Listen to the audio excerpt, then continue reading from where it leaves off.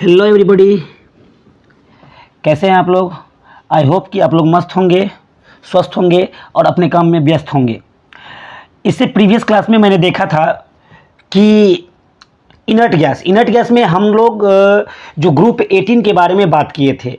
Group 18 में हमने बताया था, थोड़ा सा फ्लैशबैक में जाते हैं।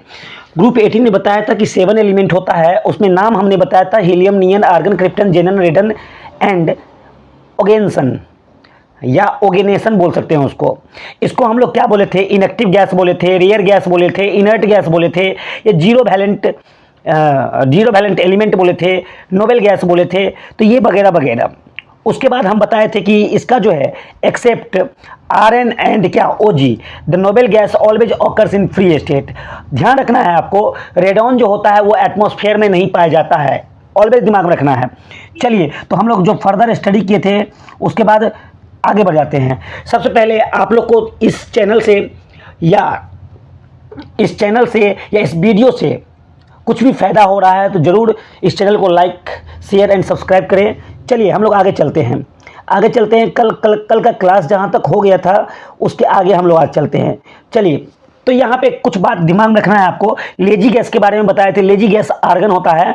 और सबसे इंपॉर्टेंट बात क्या है भाई? सबसे important, the most abundant inert gas in air, कल हम आप लोग को बताए हुए थे, वो आर्गन होता है। और the principal source of helium जो होता है वो क्या होता है? मोनाजाइट सैंड होता है। ध्यान रखना है, प्रिंसिपल सोर्स ऑफ हीलियम। कल मैंने ऑल ऑफ दीज को टिक मारा था क्योंकि मैं देखना चाह रहा था कि आप लोग स्टडी कर रहे हो कि नहीं कर रहे हो। ओके, कोई बात नहीं, मैसेज में मैंने इसको सेंड कर दिया था, आप लोग देख लोगे। चलो आगे चलते हैं। The second most abundant element of universe, ध्यान रखना है, second most abundant element of universe जो होता है आफ्टर हाइड्रोजन। सबसे पहले तो हाइड्रोजन होता है, आफ्टर हाइड्रोजन वो क्या होता है? हीलियम होता है। और आपको ध्यान रखना है कि रेडॉन जो होता है वो फ्री स्टेट में नहीं पाया जाता है। Not found in free state, not found in क्या? Free state. चलो भाई, अब देखिए, इससे प्रीवियस क्लास में हमने क्वेश्चन देखा था क्या? The most abundant inert gas in air. ध्यान रखिएगा, आप कंफ्यूज नहीं करना है, इन एयर। और अभी जो आपको देखने को मिल रहा है इनर्ट गैस इन यूनिवर्स, बहुत इंपॉर्टेंट बात। अगर इन एयर का बात करेगा तो हम लोग बोलेंगे किसका? आर्गन का। हम लोग किसका बोलेंगे? आर्गन का। और इधर जो ऑर्डर होगा वो आप कह सकते हो, इसमें ऑर्डर क्या हो जाएगा? सबसे ज्यादा आर्गन का होगा, उसके बाद नियन का होगा, उसके बाद हीलियम का होगा, उसके बाद क्रिप्टन का होगा, उसके बाद जेनन का होगा, एक्सी का। इसमें एयर में ये ऑर्डर होता है भाई। चलो, अगर मैं बात करूं किसका, बात करूं यूनिवर्स का, तो यूनिवर्स में सबसे ज्यादा जो होगा, ध्यान रखना है, हीलियम का होता है। तो क्या ऑर्डर क्या होगा? सबसे ज्यादा आपका हीलियम का होगा, उसके बाद जो है नियन का होगा, उसके बाद जो है आर्गन का होगा, उसके बाद जो है क्रिप्टन का होगा, उसके बाद जेनन का होगा। ये बात दिमाग में रखना है। उसके बाद कह रहा है कि आपको नेक्स्ट क्वेश्चन जो है आपके सामने, noble gas do not occur in. हम आपको थ्योरी में बताए हुए थे कि नोबेल गैस जो है वो कहाँ पाया नहीं जाता है? देख लीजिए, सी वाटर में नहीं पाया जाता है। सो क्वेश्चन कैसे बन रहा है? Noble gas do not occur in nature, nature में पाया जाता है, ओर्स में भी पाया जाता है, एटमॉस्फेयर में भी पाया जाता है। कहाँ देखे थे कि नहीं पाया जाता है? सी वाटर। सो इसका आंसर जो हो जाएगा वो क्या हो जाएगा? सी वाटर। अच्छे, आप लोगों को बता चुके थे थ्योरी में लेजी गैस के बारे में। देखिए, लेजी गैस आर्गन को बोलते हैं। क्वेश्चन भी दे दिया है। क्वेश्चन कैसा दिया है? Which is called lazy gas, इनमें से कौन लेजी गैस है? सो आप टिक मारोगे क्या? आर्गन। ओके, चलते हैं आगे। Which noble gas is not found in atmosphere, कौन सा इसमें से नोबेल गैस जो है वो एटमोस्फेयर में नहीं पाया जाता है? तो अभी बताए थे आपको कि रेडॉन एक ऐसा नोबेल गैस है जो एटमॉस्फेयर में नहीं पाया जाता है। चलिए थोड़ा सा आगे चलते हैं। हमारे पास जो रेडियो एक्टिव मिनरल्स था, मोनाजाइट, क्लीवाइट, पिंच ब्लेड और क्या? यूरेनाइट। मोनाजाइट, क्लीवाइट, पिंच ब्लेड या क्या? यूरेनाइट। अगर हम इसका बात करें, अगर आप इस चारों जो आपके पास रेडियो एक्टिव मिनरल्स है, ठीक है, या तो आप इसको ले लो, ठीक है, इसको लो, इसको लो, ठीक है, इसको ले लो भाई, फिर इसको ले लो। ओके, जब आप इसको लेते हो, लेने के बाद अगर आप देखना चाहोगे तो इसको अगर आप हीट करते हो, कितना पे भाई, इसको अगर आप हीट करते हो ऑन हीटिंग, कितना हीट, कितना पे करना है, हीट हमको जो करना है वो 1273 केल्विन पे जब करोगे तो आपको हीलियम गैस मिलेगा।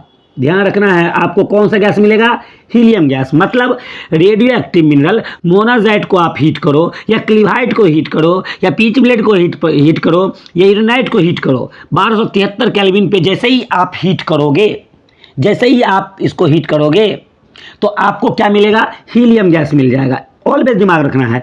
देखिए इस पे कैसा क्वेश्चन बनता है, the mineral on heating gives, mineral को अगर आप हीट करोगे, मिनरल कैसा, मिनरल यहाँ पे मिसिंग है, यहाँ पे मिसिंग है, द मिनरल क्लिवाइट, यहाँ पे क्वेश्चन में था क्लिवाइट,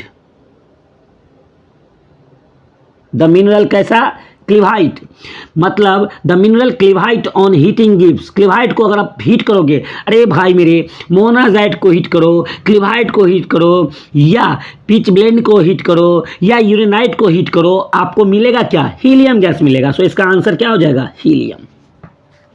आई होप कि आपको इतना तक समझ में आ गया होगा। आगे बढ़ते हैं, आगे आइए।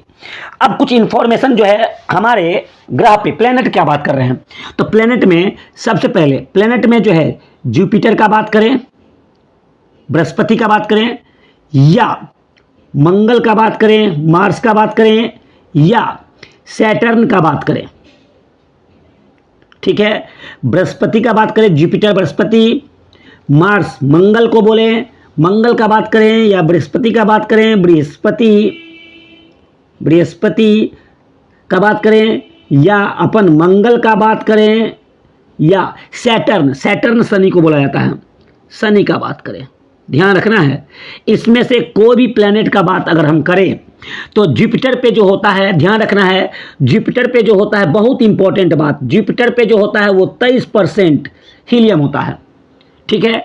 सैटर्न पे जो है 27% हीलियम होता है। ध्यान रखना है, जुपिटर पे 23% हीलियम होता है, सैटर्न पे भी क्या होता है, 27% हीलियम होता है। जबकि द एटमॉस्फेयर ऑफ मार्स, मंगल के एटमॉस्फेयर पे मोस्टली जो पाया जाएगा वो नाइट्रोजन, N2 एंड आर्गन। याद रहेगा, आई होप कि आप लोग को याद रहेगा। चलिए हम लोग आगे बढ़ते हैं, आगे बढ़ जाते हैं। अब जो बात कर रहे थे हम कल के क्लास में, एटॉमिक एंड फिजिकल प्रॉपर्टीज के बारे में बात कर रहे थे। ये हम बता चुके थे, इलेक्ट्रॉनिक कन्फिगरेशन क्या होता है, general electronic configuration NH2 NP6, ये हम बता चुके थे। ये हम कल का क्लास में बता चुके थे कि नोबेल गैस जो होता है कलरलेस, ऑर्डरलेस, टेस्टलेस होता है। Noble gas do not burn and not help for burning, जितना भी नोबेल गैस होता है वो मोनो एटॉमिक होता है, इसके पास कंबाइनिंग कैपेसिटी नहीं होता है, और इसका बॉन्डर कितना होता है, 0 होता है। इसका बॉन्डर कितना होता है, 0 होता है, इसीलिए इसमें कोई दिक्कत का बात नहीं है। अब जो हम लोग देखने जा रहे हैं, अभी देखने जा रहे हैं एटॉमिक रेडियाई। एटॉमिक रेडियाई का जब बात करेंगे तो बात कर रहे हैं क्या, एटॉमिक रेडियाई का जैसे ही हम लोग बात करेंगे तो पीरियोडिक टेबल में क्या होता है, पीटी में जो बात करेंगे तो पीटी में क्या होता है भाई, कि जब आप ऊपर से नीचे आओगे, पीटी में ग्रुप का बात कर रहे हैं, ऊपर से नीचे आओगे तो ऊपर से नीचे आने के बाद होता क्या है, होता यह है कि एटम का साइज बढ़ जाता है। देखो, छोटा, थोड़ा सा बड़ा, थोड़ा सा और बड़ा, थोड़ा सा और बड़ा, थोड़ा सा और बड़ा, मतलब ऊपर से नीचे आओगे, मतलब टॉप से बॉटम जाओगे। ध्यान रखना है, टॉप से बॉटम जब जाओगे, टॉप से बॉटम जाने के बाद एटम का रेडियाई बढ़ जाता है। देख लीजिए, ये बढ़ गया, देखते जाइए, रेडियाई क्या होता जा रहा है, बढ़ते जा रहा है, एटम का रेडियाई बढ़ेगा। मतलब पीरियोडिक टेबल में आप टॉप से बॉटम आते हो, टॉप से बॉटम आते हो तो आपका एटम का साइज बढ़ते जा रहा है। क्यों भाई, इसलिए बढ़ते जा रहा है क्योंकि एक्स्ट्रा सेल ऐड हो रहा है, एक्स्ट्रा सेल ऐड हो रहा है। आपको याद होगा, अगर मैं इसको नियन मानूं तो इसमें लास्ट में क्या आ रहा था, कन्फिग्रेशन होना चाहिए तो 2s2 और 2p6 दूसरा सेल आ रहा था, ठीक है। इसके बाद क्या आ जाएगा, इसमें तीसरा सेल आ जाएगा 3p6, इसके बाद इसमें क्या आ जाएगा, चौथा सेल आ जाएगा। तो जाहिर सी बात है ना भाई कि अगर आप न्यूक्लियस के राउंड सेल बढ़ाते जाओगे इस तरह से, सेल बढ़ाते जाओगे तो रेडियस बढ़ जाएगा, मतलब एटम का साइज क्या होगा, बढ़ जाएगा, एटम का साइज बढ़ जाएगा। इसका मतलब हम लोग कह सकते हैं, क्या कह सकते हैं, आसानी से बोल सकते हैं कि ऊपर से नीचे आएंगे तो एटम का साइज बढ़ेगा। सो एटॉमिक साइज ऑर्डर क्या हो जाएगा, एटॉमिक साइज सबसे ज़्यादा जो होगा, ऊपर से नीचे आते हैं तो ऊपर से नीचे आते हैं तो सबसे कम किसका हो जाएगा, हीलियम का साइज छोटा होगा, उसके बाद हीलियम के बाद नियन, उसके बाद आर्गन, उसके बाद क्रिप्टन, उसके बाद जेनन, ऐसे ही करके आगे बढ़ जाइए। मतलब क्लियर हो गया कि ऊपर से नीचे जाते हैं तो एटॉमिक साइज इंक्रीज करता है। क्यों, क्योंकि एक्स्ट्रा सेल ऐड होता है, एक्स्ट्रा सेल जो है हमारे पास वो यहाँ पे क्या होगा, ऐड करेगा, एडेड। एक्स्ट्रा सेल का एडिशन के कारण जो होता है वो एटम का साइज बढ़ता है। आई होप कि यहां तक क्लियर होगा। इस स्लाइड को भी आप लोग समझ गए होंगे। अब हम लोग थोड़ा सा आगे बढ़ जाते हैं, आगे बढ़ते हैं भाई। नेक्स्ट में क्या है भाई, नेक्स्ट में आयनाइजेशन इंथैल्पी।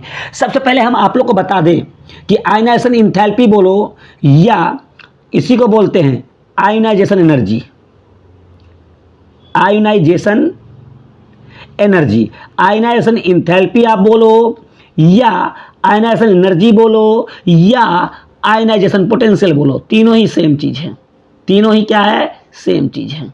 आयनाइजेशन पोटेंशियल तीनों ही सेम चीज़ है, आयनाइजेशन एनर्जी, आयनाइजेशन इंथैल्पी सब तीनों ही सेम चीज़ है। तो अब देखो क्या होता है भाई, तो सिंपल सा बात होता है यहाँ पे, क्या सोचिए कैसा बात होता है।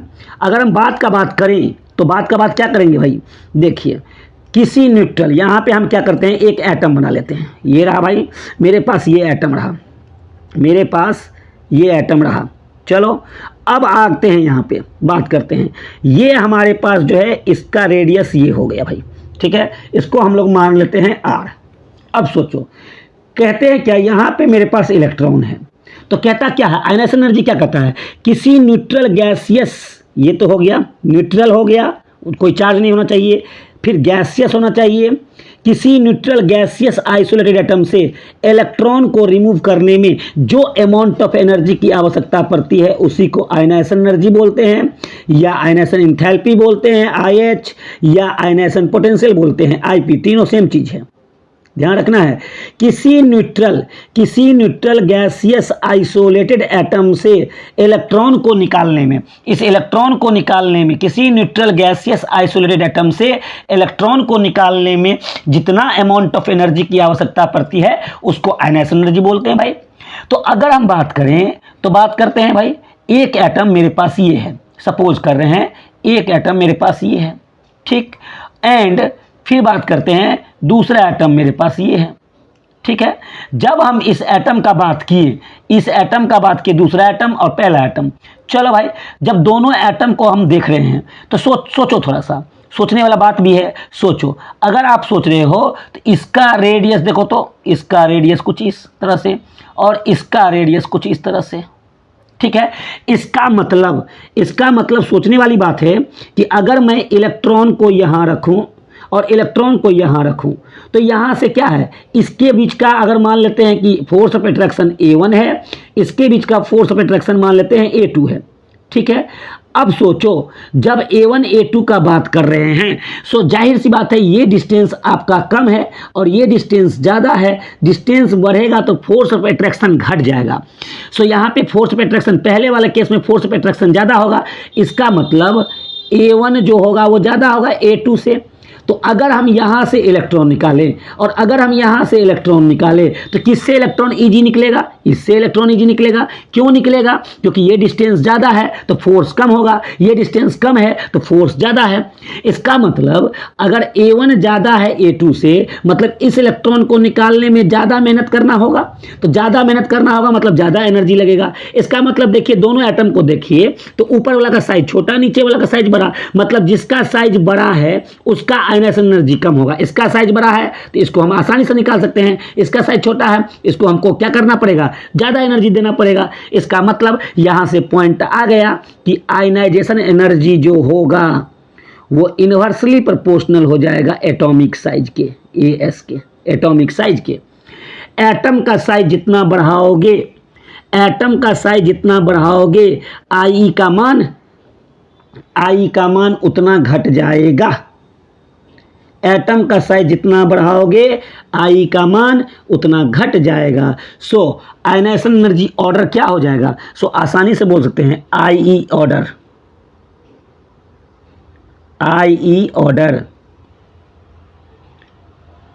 सबसे ज्यादा जो आयनाइजेशन एनर्जी होना चाहिए किसका होना चाहिए भाई? आसानी से हम लोग कह सकते हैं आयनाइजेशन एनर्जी सबसे ज्यादा हीलियम का होगा। क्यों? साइज सबसे छोटा होगा। उसके बाद किसका होगा? नियन का होगा। उसके बाद किसका होगा? आर्गन का होगा। उसके बाद किसका होगा? क्रिप्टन का होगा। उसके बाद किसका होगा? जेनन का होगा। आर्यन लिखना चाहो तो लिख सकते हो, रेडियो एक्टिव उधर से। हम लोग को बेसिकली जेनन तक ही देखना है, ध्यान रखना। ओके, तो आई होप कि आप लोग को यहाँ तक समझ में आया होगा बहुत अच्छा से। आप लोग कुछ नहीं करो, आप लोग लेक्चर 1 लेक्चर 2 लेक्चर को कंटिन्यू करो। लेक्चर को कंटिन्यू करोगे तो आई होप कि आप लोग को बढ़िया समझ में आएगा। मिलते हैं छोटे से ब्रेक के बाद, अटली पटली डिलीशियस ब्रेक के बाद। Bye bye and take care.